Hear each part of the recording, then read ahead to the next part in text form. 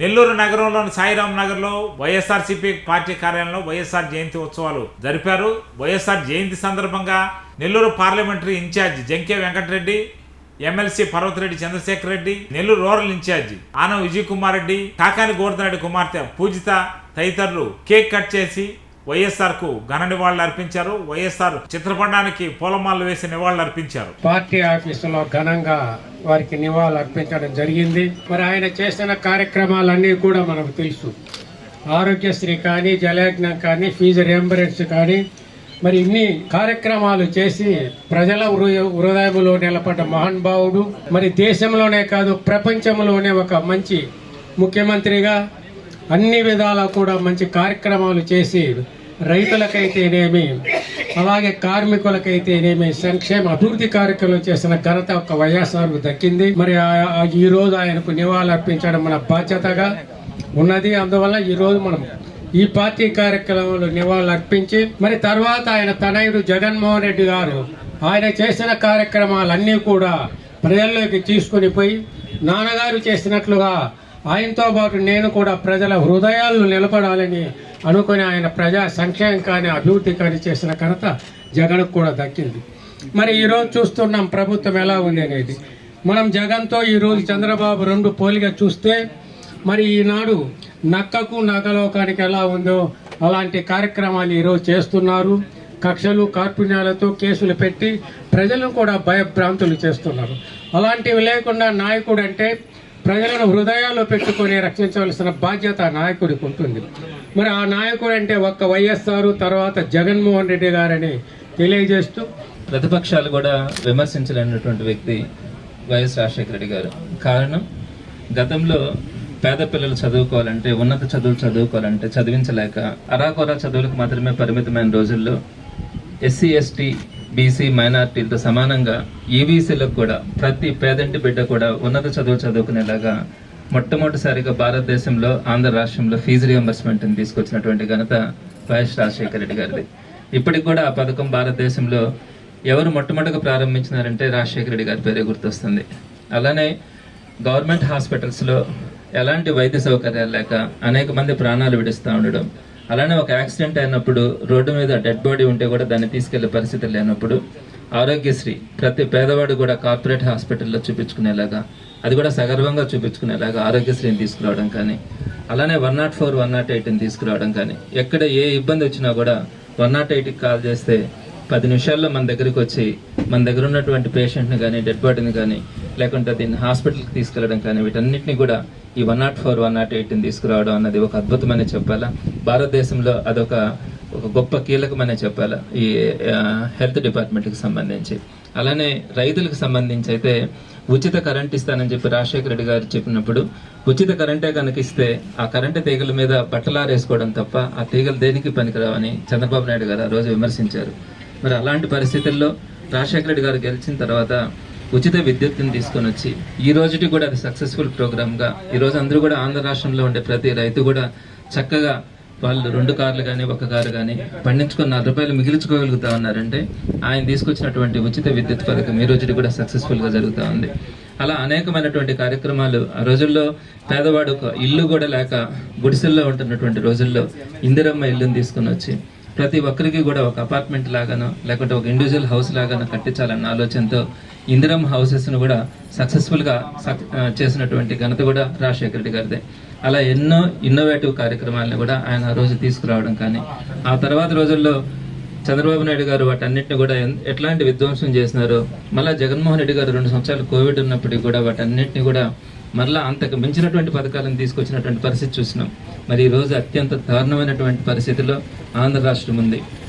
ఒక చీకటి రోజుల్లాగా, ఒక ఎమర్జెన్సీకి మించినటువంటి రోజులను మనం ఈరోజు చూస్తూ ఉన్నాం. మళ్ళీ జగన్మోహన్ రెడ్డి గారు 2029లో రావాలి. రాజశేఖర రెడ్డి గారు గతంలో ఏ విధమైనటువంటి పథకాలు చేసినారో వాటి కొనసాగింపుగా, అలానే జగన్మోహన్ రెడ్డి గారు 2019, 24 మధ్యలో ఎలాంటి కార్యక్రమాలు చేసినారో వాటికి మించినటువంటి ఒక చక్కని ప్రభుత్వాన్ని మనం 2029 నుంచి చూడబోతాం. మరి 4 రోజులు చీకటి రోజులు ప్రతి ఒక్కరు కూడా అదే అనుకుంటా ఉన్నారు. ఈ 4 రోజుల్ని కనుక మనం అధిగమించగలిగితే రాష్ట్రం భవిష్యత్తులో మరో 30 సంవత్సరాలు రాజశేఖర రెడ్డి గారు ఆశీస్సులతో జగన్మోహన్ రెడ్డి గారు ఆధ్వర్యంలో ఒక మంచి ప్రభుత్వాన్ని మనం చూసుకునే అవకాశం ఉంటుంది. ఈ సందర్భంగా రాజశేఖర రెడ్డి గారిని ఇక్కడ ఉన్నటువంటి అందరి మధ్యలో మరొకసారి స్మృశించుకుంటూ ఆయన పవిత్ర ఆత్మకు శాంతి చేకూర్చాలని మనసారా కోరుకుంటూ ఆ భగవంతుని ప్రార్థిస్తూ సెలవు తీసుకుంటున్నాను. ప్రజల కోసం పుట్టి ప్రజలకి మంచి చేసిన ఒక నేతని ప్రజలు ఎప్పటికీ మర్చిపోలేరు. రాజశేఖర్ రెడ్డి గారికి నాకు తెలిసి మరణం లేదు. ఆయన ఎప్పటికీ మా గుండెల్లో చిరస్థాయిగా నిలిచిపోయే నాయకుడు. ప్రజలకి పాలన అంటే రాజు ఎలా పాలిస్తారో ప్రజలు అనేది మనకి తెలియదండి. ప్రజల్ని బిడ్డల్లాగా పాలిస్తారని కథల్లో విన్నాం. ఆ పాలన నేను మళ్ళీ రాజశేఖర్ రెడ్డి గారి ప్రభుత్వంలోనే చూసాము. రాజశేఖర్ రెడ్డి గారి ప్రభుత్వం చూసాము, ఆయన జనాలకు ఇచ్చినటువంటి సంక్షేమ పథకాలు చూసాము, ఆయన జనాల కోసం చేసినటువంటి కార్యక్రమాలు చూసాము. తర్వాత వచ్చిన ప్రభుత్వాలు ఆ కార్యక్రమాన్ని, ఆ సంక్షేమ పథకాలని అటకెక్కించడం కూడా చూసాం. అయితే మళ్ళీ మా అన్న జగన్మోహన్ రెడ్డి గారు ఎప్పుడైతే సీఎం అయ్యారో అప్పుడు మళ్ళీ రాజశేఖర్ రెడ్డి గారి ఆశీస్సులతో ఆయన చేయాలనుకున్నటువంటి కార్యక్రమాలన్నీ సక్సెస్ఫుల్గా ఆయన చేయగలిగారు.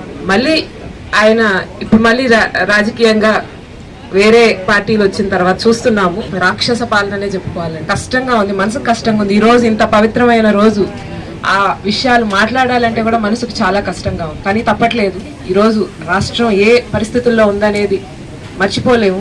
మళ్ళీ అటువంటి సస్యశ్యామలమైన రాష్ట్రం చూడాలంటే, మళ్ళీ ఆంధ్రప్రదేశ్ అభివృద్ధికి వెళ్ళాలనంటే మళ్ళీ రాజశేఖర్ రెడ్డి గారి ఆశీస్సులతో మన జగన్మోహన్ రెడ్డి గారే ముఖ్యమంత్రిగా వస్తేనే వీలయ్యే పని. కాబట్టి మన కోసం, జనాల కోసం, ప్రజలు ఇటువంటి ఇబ్బందులు మళ్ళీ రాకూడదని చెప్పి జగన్ అన్నే మళ్ళీ మనకి ముఖ్యమంత్రిగా వచ్చి మనల్ని ఆదుకోవాలని కోరుకుంటున్నాను. దానికి ఖచ్చితంగా ఆయన రాజశేఖర్ రెడ్డి గారి ఆశీస్సులు, మనందరి ఆశీస్సులతో శాశ్వత ముఖ్యమంత్రిగా జగన్మోహన్ రెడ్డి గారే ఉండాలని కోరుకుంటున్నాను. మన ఆంధ్ర రాష్ట్రానికి అవసరమైన విషయం అది. ఒక్కసారి ఆయన చేసినటువంటి ఎన్నో గొప్ప పనులు, ఆయన సుదీర్ఘమైన రాజకీయాల్లో ఆయన జనాలకు చేసిన మంచిని గుర్తు చేసుకొని ఆయన ఆత్మ ఎప్పుడు ఇక్కడున్నా కానీ మనందరికీ తోడు ఉండాలని కోరుకుంటాం. ఆ దివంగత మహానేత డాక్టర్ వైఎస్ రాజశేఖర రెడ్డి గారి 76వ జయంతిని జిల్లా పార్టీ ఆఫీస్లో నాయకులందరి సమక్షంలో జరుపుకోవడం చాలా సంతోషంగా ఉంది. ఈరోజు అధికారంలోకి వచ్చాక ఎన్ని ఏళ్ళు పరిపాలించామనేది కాదు ముఖ్యం, చరిత్రలో నిలబడిపోయే విధంగా ఏ విధంగా పరిపాలించామనేది ముఖ్యమని ఈరోజు శత్రువు సైతం షబాస్ అనిపించుకునేలాగా నాడు రాజశేఖర రెడ్డి గారు పరిపాలన చేసి చూపించారు.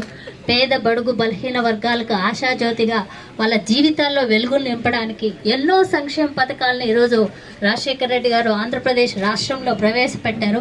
ఈరోజు పెద్దలందరూ చెప్పినట్టుగా ఉచిత కరెంటు కానివ్వండి, ఫీజు రియంబర్స్మెంట్ కానివ్వండి, రాజశేఖర రెడ్డి గారిని పేరు చెప్పడానికి గుర్తొచ్చే ఆరోగ్యశ్రీ కానివ్వండి, 108, 104 లాంటి ఎన్నో పథకాలతో ఎంతోమంది జీవితాల్లో వెలుగులు నింపడమే కాకుండా ఈరోజు ఉన్నత విద్య అన్ని వర్గాల వారికి వచ్చిన ఆ సంక్షేమ పథకమే ఈరోజు మహిళలకు కూడా నాడు పావలా వడ్డీ రుణాలతో ఆర్థికంగా చేయూతనిచ్చారు.